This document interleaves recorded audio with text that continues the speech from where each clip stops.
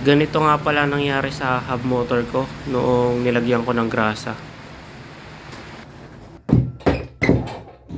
Halos 2 taon na nga rin simula nung naitambak ko itong hub motor na ito sa labas ng bahay namin. May paggagamitan nga ako nito ngayon. Kaya bubuksan ko siya ngayon para malaman kung anong kalagayan ng hub motor na ito. Medyo natuwa nga ako nung pagkahugot ko ng stator. At kahit nga may watermark at basa nga rin ang loob, ay minimal lang ang corrosion na nangyari sa magnets at stator.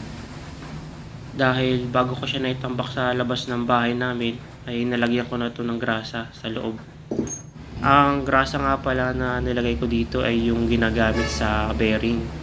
Ipinahid ko lang siya sa palibot ng stator at magnet bago ko siya isarado. At yun lang mga ka-DIY. Salamat!